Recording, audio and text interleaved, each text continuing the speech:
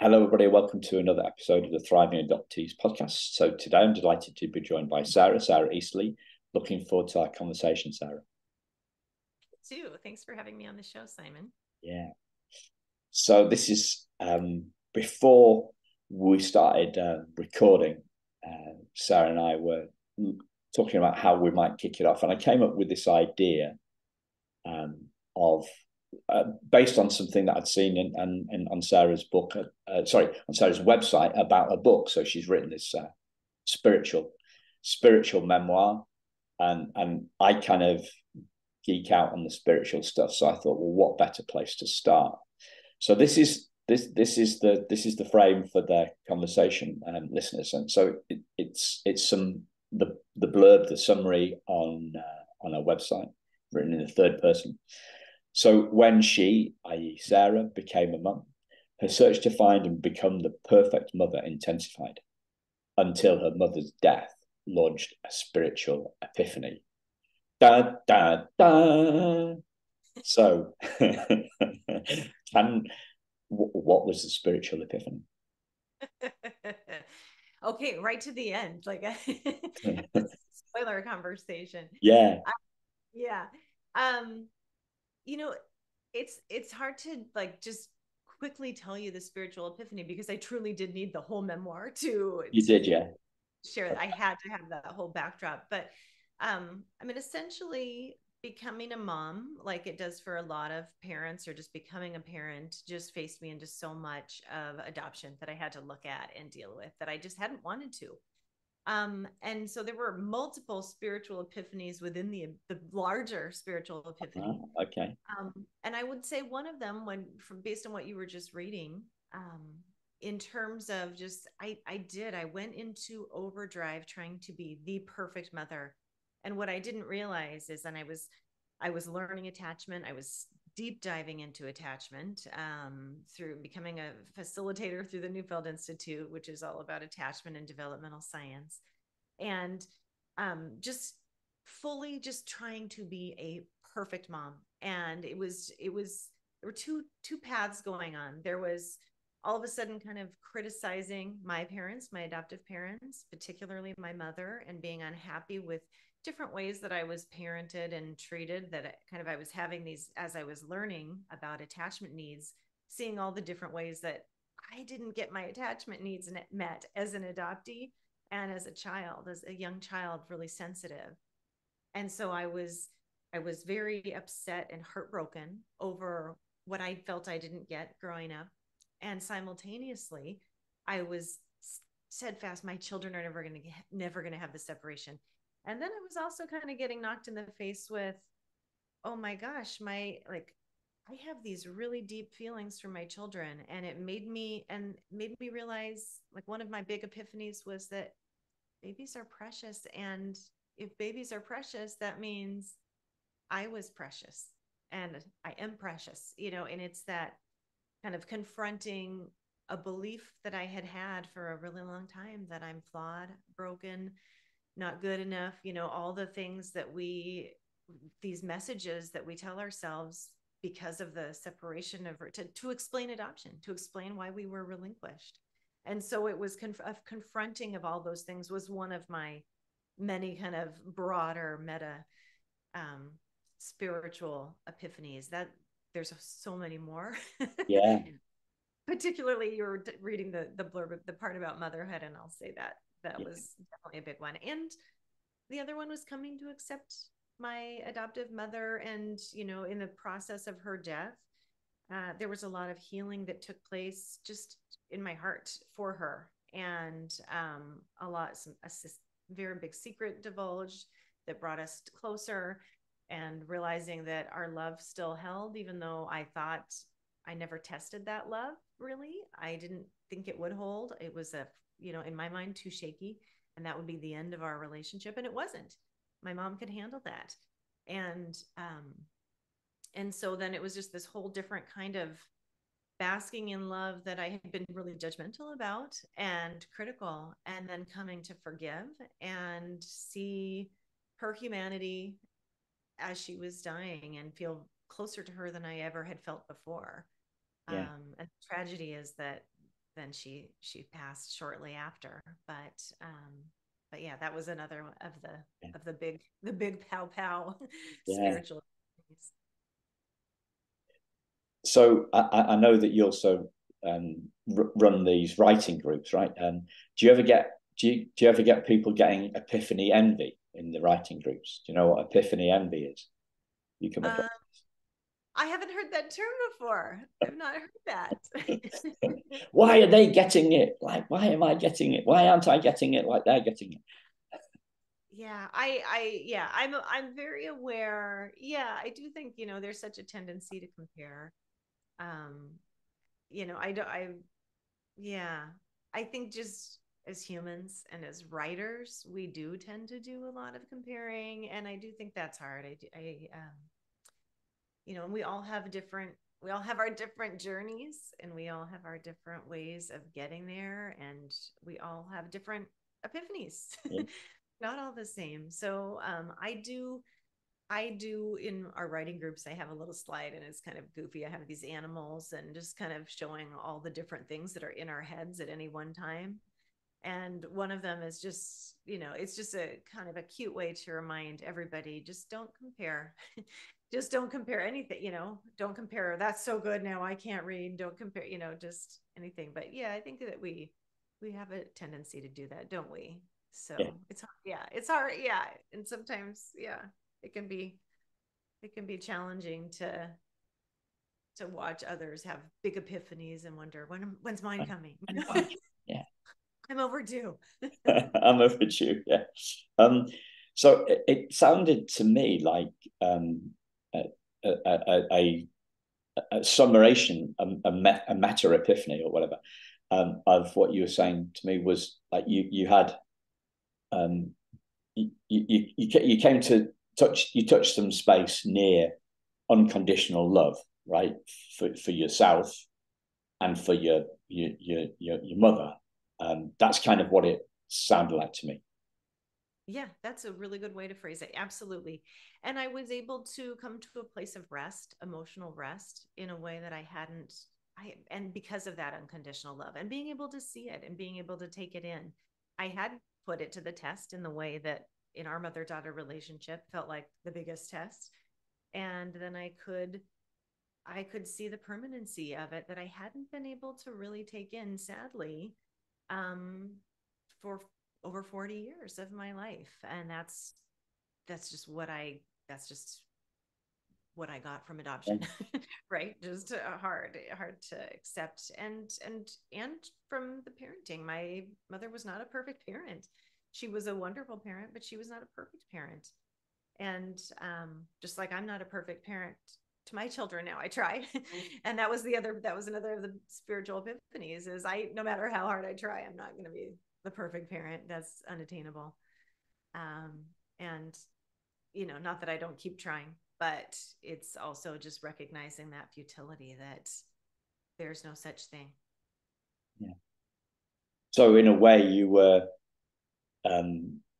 linking the two things. You were comparing the textbook motherhood that you were reading about and you were learning about with your course with the institute.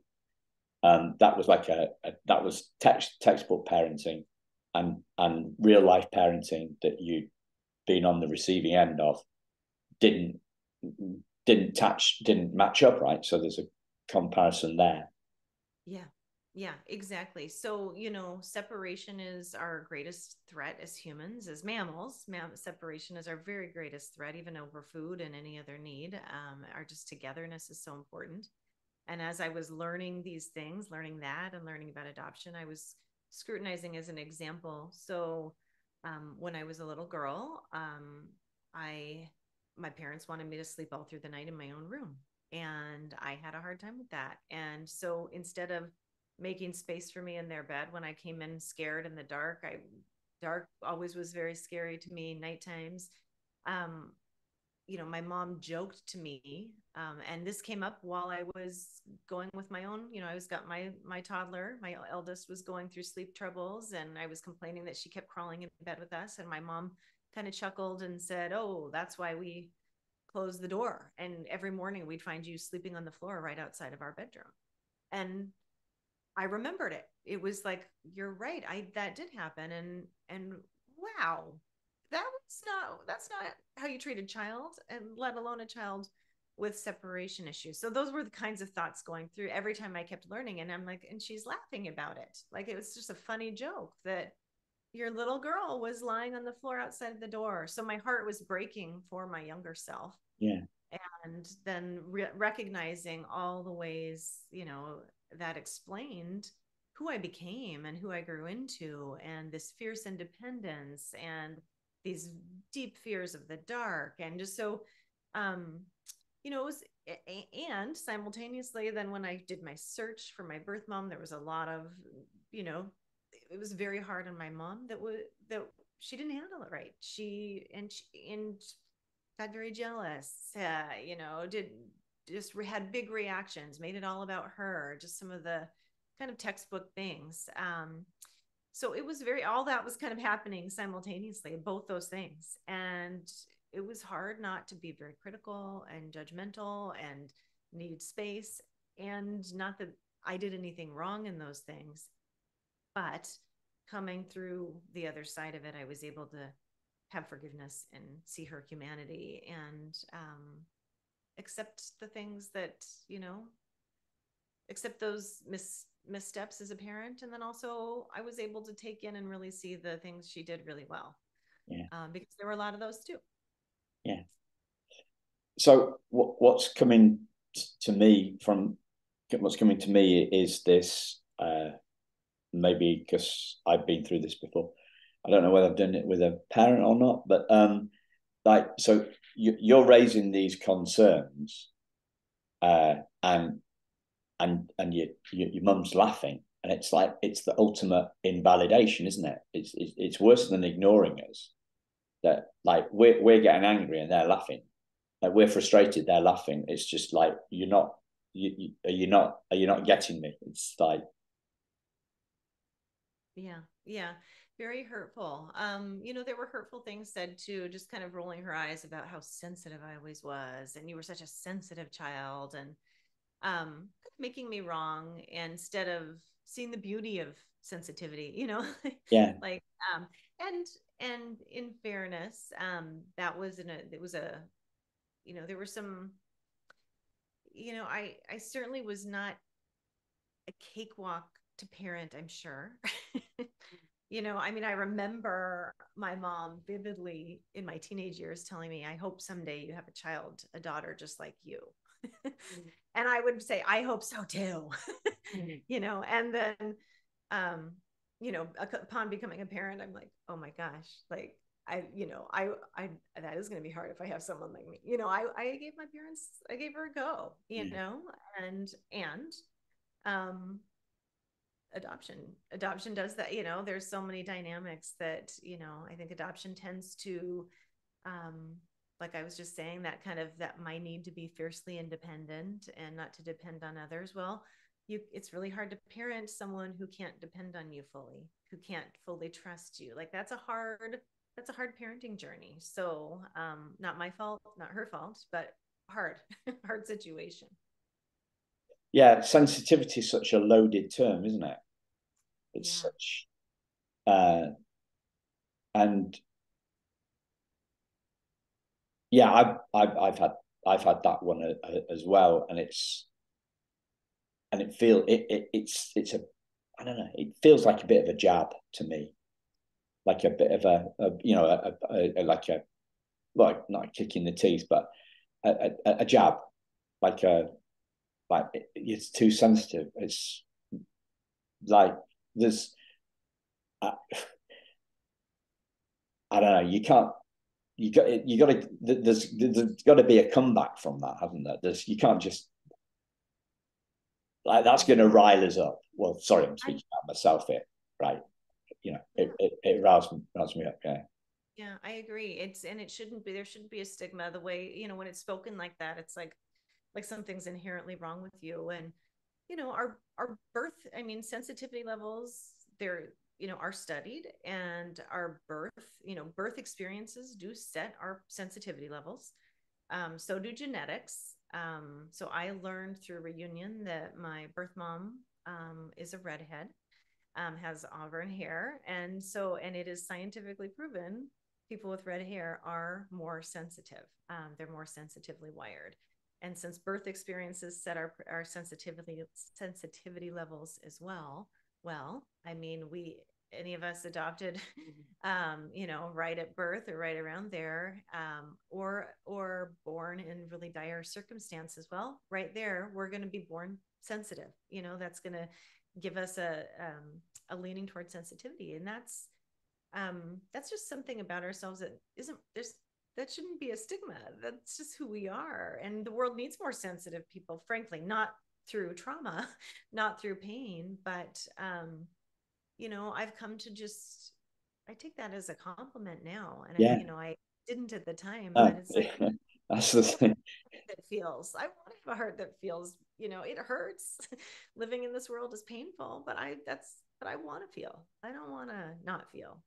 But those of us who are sensitive have more of a tendency to, because it does hurt so bad, to seal up and to not feel and find ways to not feel. So it's the sensitivity and staying with it, right? Like that's a challenge.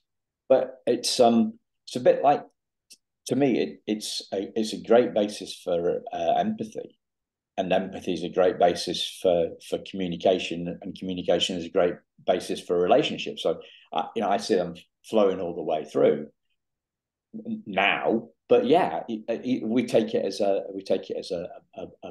barb, a flip, something similar line that's coming to me is a guy I know once said to me, "The problem with you, Simon, is you're too deep."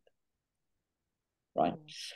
Well, I was stunned. Anyway, the following morning, I came up with what would have been the perfect riposte, which is, well, would you prefer to be me to be more shallow? Like, what would you rather be? Would you rather be insensitive? Would I rather be insensitive? Would we rather be insensitive? Would be rather, more shallow? Well, no, thank you. No, I'm quite happy with my level. Yeah. Yeah. When I see all that stuff on Instagram, all the kids pouting and all that kind of frippery stuff, I struggle with that, and little lads, like little lads having the hair gelled up like their dads when they're 4. I just think let them be kids. What right have I got to judge, right? But I just I would rather be, if given the choice, would I rather be too deep or too shallow? Yeah, I'd rather be too deep. Yeah, definitely. Absolutely. And too sensitive, or sensitive, just sensitive over insensitive, it's feeling versus not feeling. I spent lots of years not feeling. It's not what I want to be, It's okay to feel. Yeah. So one of the words that you used was preciousness. You saw that you were precious. Can you tell us a little bit more about that? Yes, and I'm still on that journey. It's still hard to see myself as precious. I still have, I think one of my core beliefs is I'm broken and I'm wrong. And so I'm always fighting that. I have to always consistently catch myself. But there's that, I, that little girl inside me who needs to be seen and valued. And, I was seeing it in my own kids as a new parent. And then it just got me just thinking so much as I'm holding my babies in my arms and gazing into their eyes. And we're doing the smiling back and forth and all of those things. And it's hard not to just also kind of in a way hold my younger self and see the preciousness that I had as well, that no, nothing was wrong with me. I wasn't broken from the beginning. I was just like these little babies, just perfect. Yeah. These little babies. And so, it's an ongoing thing. I think I do have a lot of ability to kind of consider that my newborn self in a whole different way. We have some of these old 8mm videos that my grandfather took, and I got them converted years ago into digital format. And when I watch that, it's just my heart, their heart, it's sad and it's sweet, but I do see the preciousness. And that's, it's a big thing. I think it's an important thing to rewrite that story. And like I said, I'm continuing to rewrite it because it's still hard. My default is always self-blame, self-attack. Something's wrong with me. I'm bad. And so it's continuing learning to love myself and accept myself. Yeah. One seems like a seeing things, one seems like a doing thing to me. Ah, yeah. Yeah. So you're seeing things one way, but you're trying to do something a different way. And there's a mismatch going on. Yeah. I think it's just, in terms of the doing, yeah, I think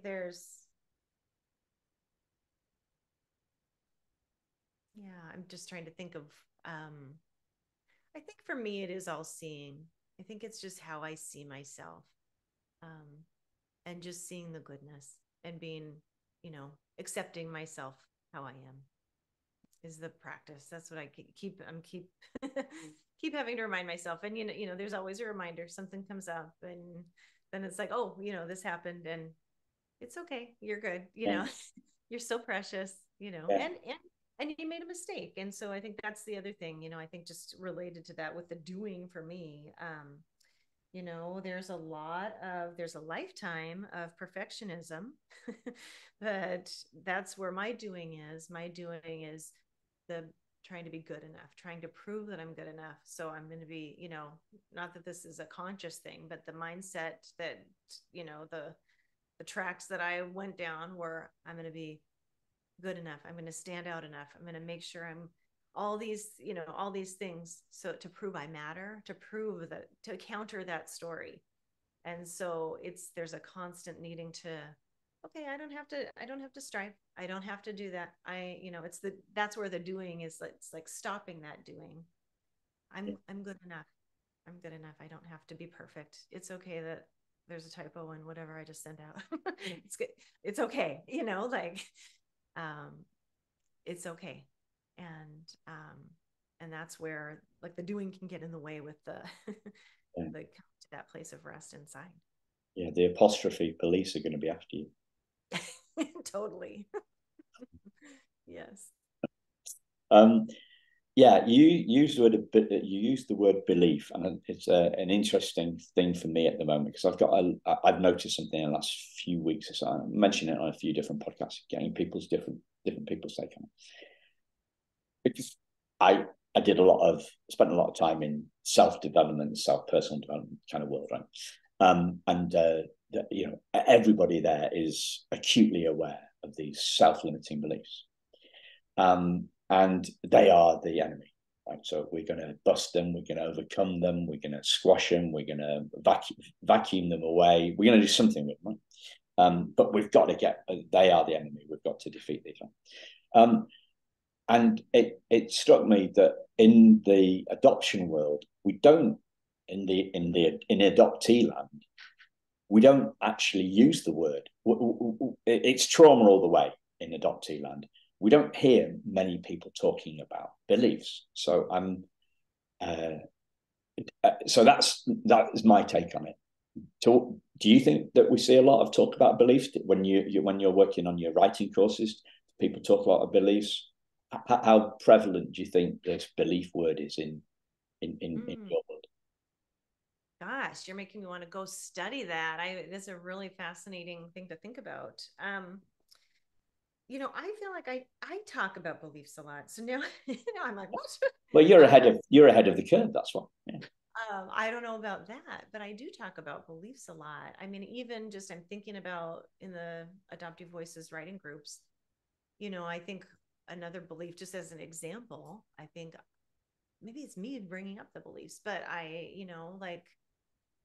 think we have adoptees tend to have a belief that we're replaceable and that we're interchangeable because that's what adoption showed us, right? Like that's like a core thing.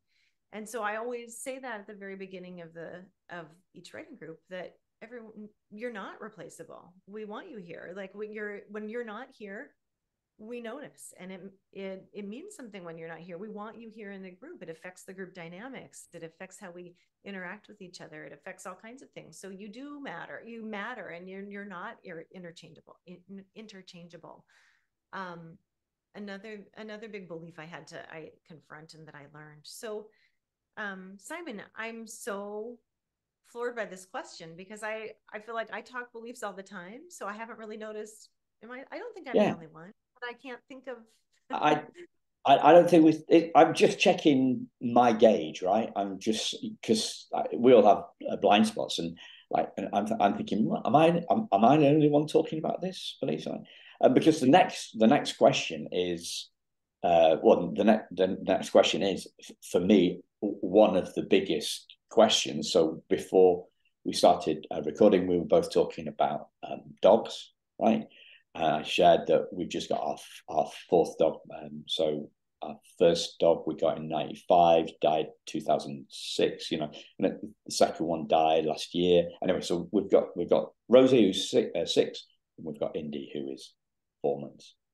And all the first three dogs cried at night, right, when we brought them back, Yes. And that, when they do that, sends shivers down my spine, right? So I for me, that's, and I've got goosebumps. So sometimes I get goosebumps for a good reason, and some reason sometimes I've got goosebumps. The hairs on my arms are standing up.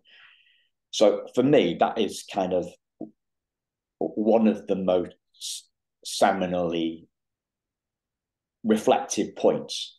If I could sum up adoption, that is like, oh, that hurts, And so there's that.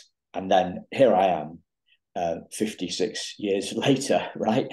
56 and 5 months later after leaving, being left. And my birth mother had to leave me twice, right? So she left me at the short-term foster care, and then she had to pick me up from there and take me to the adoption agency. So you've got that night away, that relinquishment. You've got the anguish of feeling alone, right? And so it's a deep feeling, and it's a feeling. 56 years later on, I have felt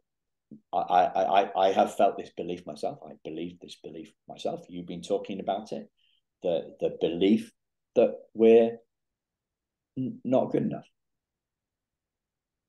and somewhere this feeling of anguish gets converted into a belief that we're not good enough. And that seems to be one of the fundamental challenge that as we have as adoptees, right? But somewhere along the way, right, that feeling has become a snowflake of a thought. Then it's become a snowball, right? And then it's become the base of a snow person. It's something. You heard this? I heard this from a psychologist a few years ago. It's called confirmation bias. Yes. So confirmation bias is the technical word for what's happened when the snowflake has become a snowball and then has become a 4 foot wide, a 4 foot snowball in diameter, right? You can't pick it up, but it's going to be useful. And so confirmation bias is what's happening. And other people.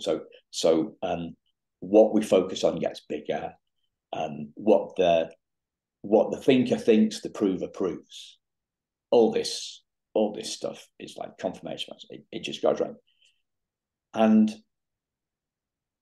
that to me is the fundamental mystery to uncover for freedom, really. Yeah. For seeing our preciousness. Yes.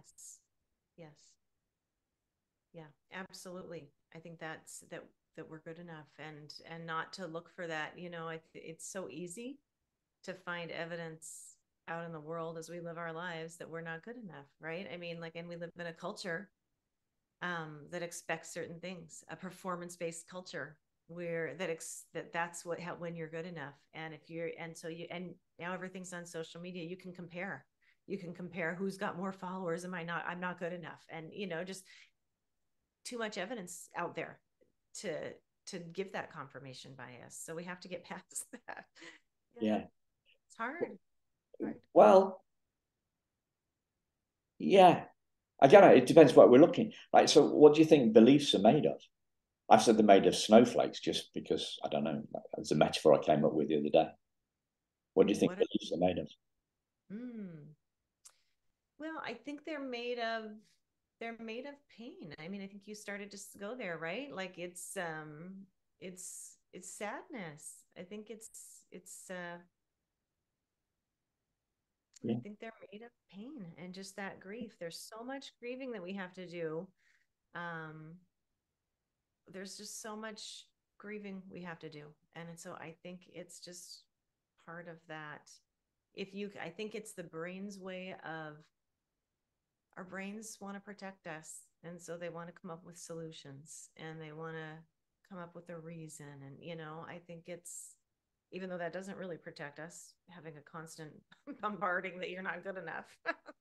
But I think, it's, our brains are off. I think that it's easier just to grieve, just to grieve what those losses are. But we've got so much to grieve and so many big things to grieve that, like, you can't do it all in one sitting, and we wouldn't be functional. Our brains want us functional. So Yeah. live in society. I was talking to Elliot Driscoll guy, who's an adoptee and therapist, has been on the show. Had a couple of chats with him since he came on the show, and he was talking about how he's more left brainy, like guys being a bit more left brainy and a bit more, as a massive generalization, right? So, and he was saying that makes him, he prefers to work with guys because the wiring is more similar, should we say. Did he say that? Something like that, something along those lines. And that came, the reason I thought of that was because my answer to what beliefs are made of is thought. Right? Mm-hmm. And you're saying that it's made of pain. And I'm thinking, yeah, I can see why that's going to be tougher.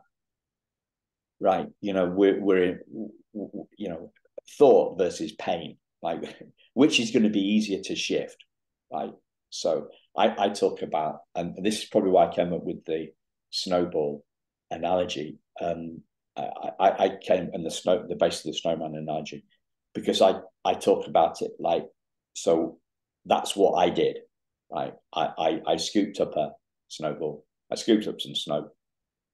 I made it into in between my palms, made it into an egg, like an egg-shaped thing, and then rolled it along the ground, and you make the base of the snow person, right? And then I came up with this idea of, we put the light of awareness on the base of the snow person, right? We bring it out of the darkness where everything is shameful, right? We bring this belief out. We put a industrial heater on the 4-foot diameter snow ball, and it melts to water, and there's a puddle, and then you keep the heater on it, keep on focusing on it, and then evaporates, and it becomes a vapor, and it's gone. And we do that by focusing on it, bringing it up into the light. So what I'm really doing with our conversation is I'm trying to bring your learnings to the listeners and say, like, so this is what Sarah's learned. Does that help you?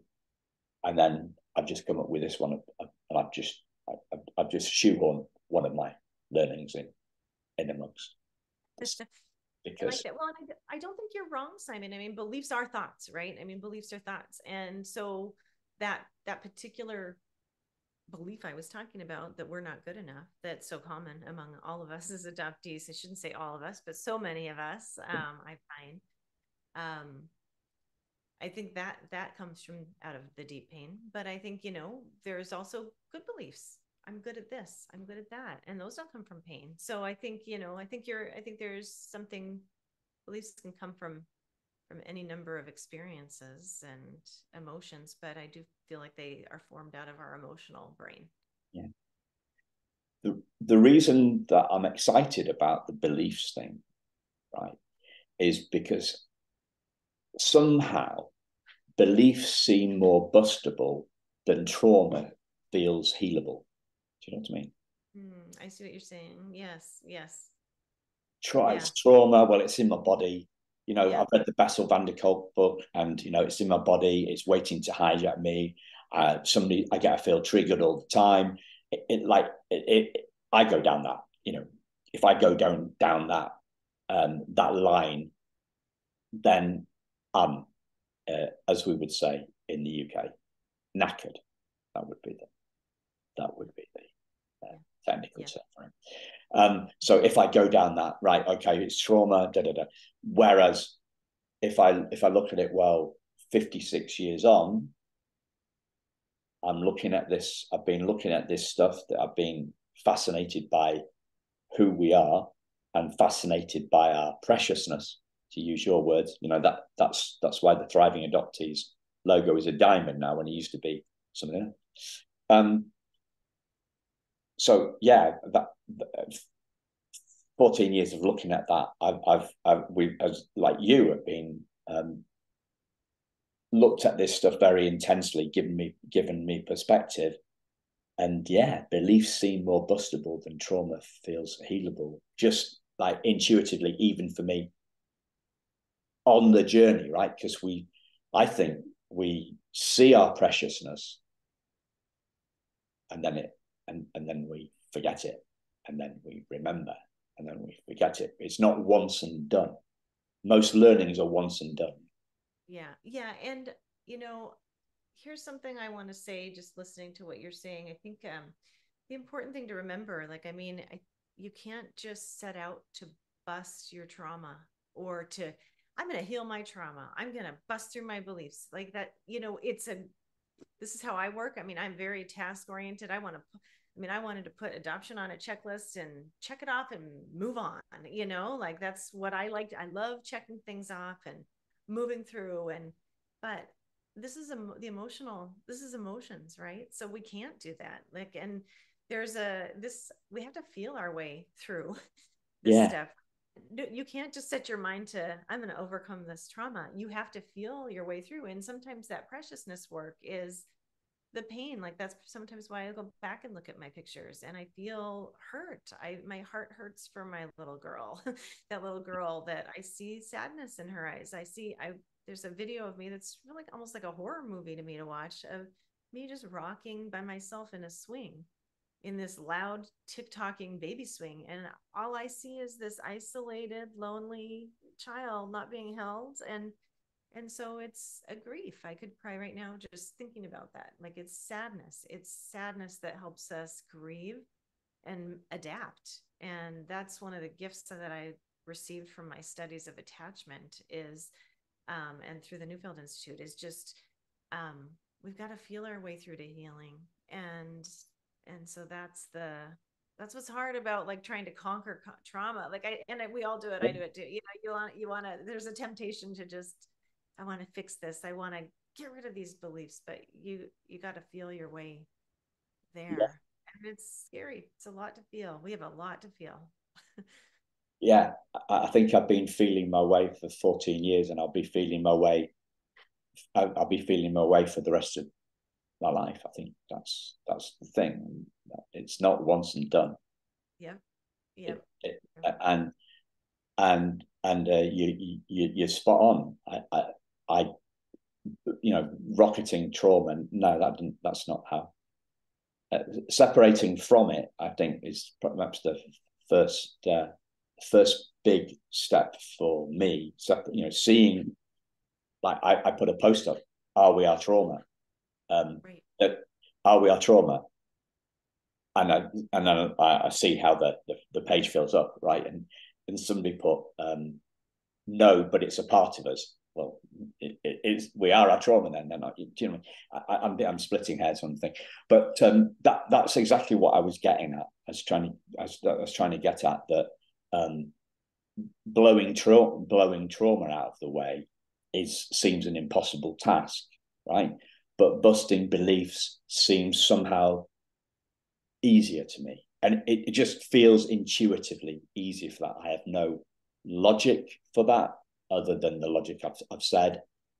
It just intuitively it feels and easier, which is why I'm excited that, and why I keep on asking everybody about it, because if they feel the same way as me, if you feel the same way as me, that beliefs would be easier to bust than trauma is to heal, then we're pointing in the direction of hope, right?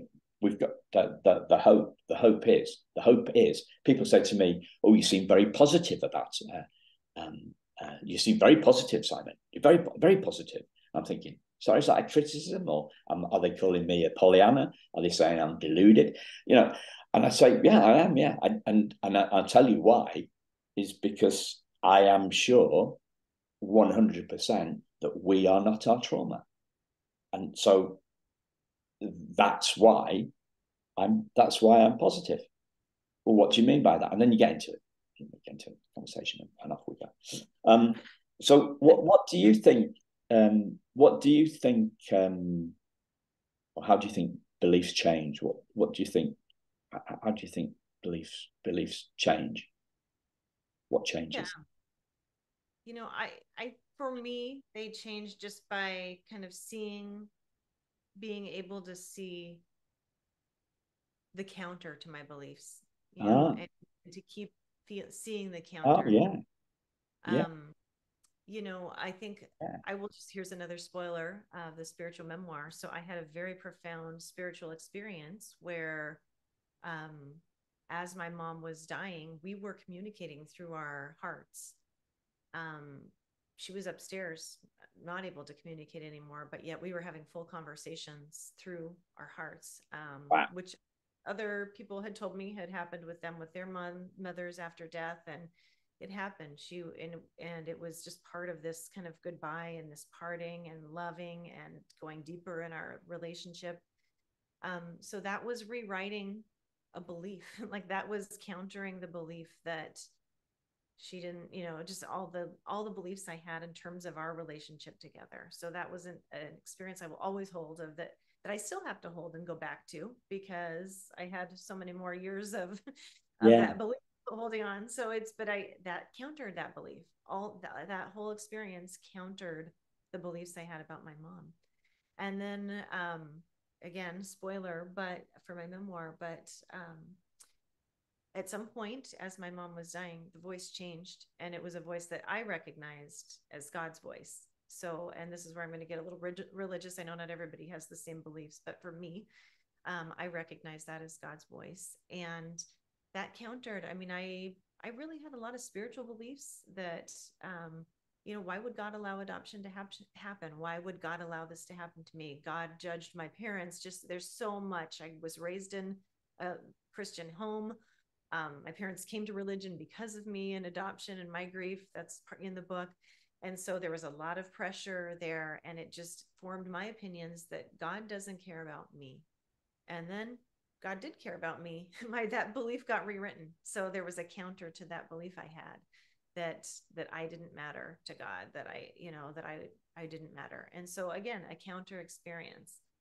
So I think it's letting it's being open to the counters. I've probably passed by and missed so many counters to my beliefs. I'm sure there's a huge trail of things I've missed, but being open to seeing them is important, and then letting those rewrite the beliefs. I think that's huge. I think that happens in so many ways when we're in community together, right? Like, I think so many of us grow up in isolation, not knowing other adoptees. One of my other core beliefs was that I was crazy. I'm really crazy. You get in community with other, learning about attachment started me realizing I'm not crazy. This is how my brain's supposed to work. And then you get in community with other adoptees and, oh, you, me too. And it's like, it rewrites that story. I'm not crazy. We are all just dealing with what our circumstances did to us. This is just how we coped, and this is how we learned to survive. And so it's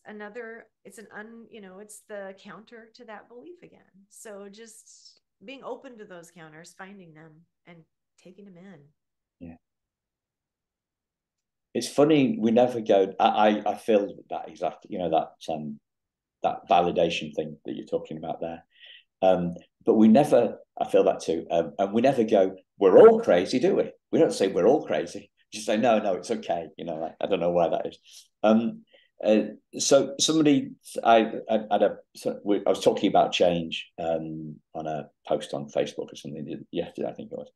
And people said, somebody, a fellow adoptee responded, well, we've got to be ready. We've got to be ready for the change. And I thought, how do we have to be ready? I don't know. I think I prefer your word. If I had to pick between ready and open, I think I prefer open. But what do you think? Do you think we need to be open and ready? What's your view on readiness? You said for readiness, I will go. I didn't see your post, so I will go read it. I'm curious about the context of that comment, but I do think something that's occurred to me lately in terms of readiness. So I feel, part of me is a little embarrassed. Like I see 20-year-olds emerging from, into adoption consciousness. And I'm like, wow, I was such a late bloomer, it's like, oh my gosh, it took me so long. It wasn't until I was approaching 40, and something about the number 40, I had just decided that was the time to clean up my adoption baggage, right? That I just was ignoring and brushing aside up until then. But I wasn't ready. I wasn't developmentally ready. And I think,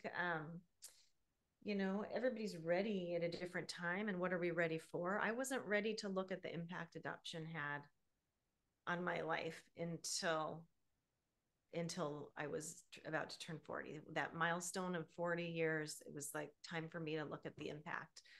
I don't know. I mean, I guess it's what are you ready for? But I do think our brains are, I was kind of joking earlier about our brains don't, are doing things behind our back, but they do have our best interest in. So the defenses that we have in place, the inability to be ready, those are there to protect us. Like our brain is looking out for us. So it doesn't mean it always serves. It doesn't mean it should go on forever, but sometimes we're not ready. And, I was in a situation where, I think I was ready to emerge from and look at adoption more, but it got pulled back in a therapeutic setting that is in my memoir, but it was way too fast. And I wasn't ready to go that deep, that big, that fast without a container. I wasn't held, and it was really dangerous. So readiness is important. I mean, I do think that's but I don't know the context of what that comment meant either. I may be just totally on a tangent here, Simon. Yeah, no, you're spot on. You're spot on. I think the distinction I would draw, we've been off on almost an hour, so we're gonna have to wrap this up. I mean, wow, that's just flown. The distinction, ready to me is there's a difference between conscious readiness and unconscious readiness. We're not ready. Like, oh right, I'm ready. Okay, I've got my note. I've got my notepad out, right? Or I've got my new Word document open. I'm ready to write my memoir. That's right. I'm consciously ready. That's one thing, and ready, subconsciously ready, I think is something completely different. And there's a lot of force in that first one to me. Right, come on. I've got writer's block. No, I'm not ready. Oh, God, I wish I'd done this adoptee voices with Sara, and that would have helped me because I would have been doing a community. Or maybe and it's this time it's shut. I'm off. So Yeah, I think there's a different. How would you? Does that make any sense? Total sense. Yeah. I mean, and I think, I picture even just like, it's kind of funny to think of like, okay, I'm ready now to tackle adoption, right? Like Yeah, it's not I've complicated. cleared my diary. Yep. I'm I've clear cleared for the my next diary. 2 weeks. My Yeah. headspace is clear. Or more like 30 years. Yeah. Oh yeah. What Oh, is, yeah. I'm ready to tackle my adoption. I'm ready to vanquish my trauma. I'm ready to get a vacuum cleaner out and hoover up all my self-limiting beliefs. Right. Ready to go at it. Okay, what do I do next? Yeah. Yeah. Yeah. And that's what I was getting at earlier. I mean, you can try. I mean, I did that. That is what I did. I really was like, okay, I'm about to turn 40. I got to deal with adoption now, like, but you have to feel. You can't just, it's not a conscious thing. You got to feel your way there. And Yeah. Yeah. So, is there a question that I've not asked that you'd like to share something about? oh my gosh.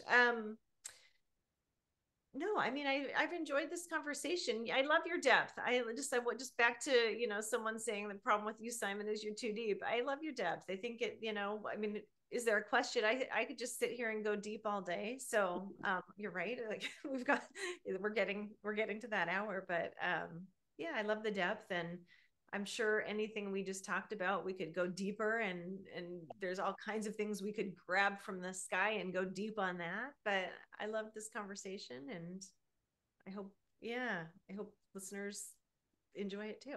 Yeah, I'm sure they will. I think it's a select band. It's a select elite group, that want to go deep.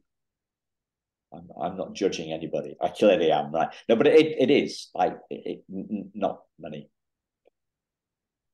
I don't. That's where the diamonds are buried, in the deepness. That's where we find our preciousness. Like preciousness, precious stones, diamonds hidden by trauma. That's the whole shebang, right? We will be going because you're going to be coming on with your other co-authors later in the year with the book, right? So Yeah, excited for that. So we'll have another conversation, yes, to yeah, talk about our book that's coming out in December, my next book. And yeah, looking forward to that conversation very much. And so are my co-authors. yeah. So tell the audience who the co-authors are. So the co-authors are Kelsey Vandervliet Ranyard, who's a birth parent, and Lori Holden, who's an adoptive parent. And the three of us we've spent, by the time the book comes out, it'll be almost just short of 3 years that we've been working on this project. So we interviewed 50 people, 50 others from the adoption constellation, some not from the adoption constellation, some who chose not to adopt. And we try to, well, it's called the tagline, well, the book is Adoption Unfiltered, Revelations from Adoptees, Birth Parents, Adoptive Parents, and Allies. And so tried to explain adoption in a broader way than you typically see, a real comprehensive way. As far as we know, it's the only time that that three members of the constellation have come together to write a book of this type. It's very deep. I tried to share everything I've learned from an attachment perspective. I worked very closely with Dr. Gordon Neufeld on explaining attachment and what happens, the kind of basic things of our primal responses to separation and how our brains respond, and to try to normalize and make sense and give really good education out there. So we're really excited about it, proud of it. Not easy to co-write a book, and then not easy to, have, let alone with one co-author, but then with three. And three from, what can be, we have different perspectives. And so working through that and learning, the book is called Adoption Unfiltered, but learning where the filters are still needed. And, sometimes they are. Filters are there for a reason. So anyway, we're excited to talk to you about that in more depth. Yeah, me too. And Laurie's been on the podcast a couple of years ago, and she's deep. I loved her depth. She's brilliant. I haven't met the other co-author, but yeah. So if you're listening to this post December 23, ladies and gentlemen, there'll be a link to the podcast with Sara and the co-authors, and the link in the show notes will take you to Sara's podcast website, and where you can find out more about a memoir, more about adoptee voices, the writing cohorts. So that's great. Thanks a lot for your time. Yes. Thank you, Simon. Great to have you. Thanks, listeners. We'll speak to you very soon. Cheers. Bye-bye.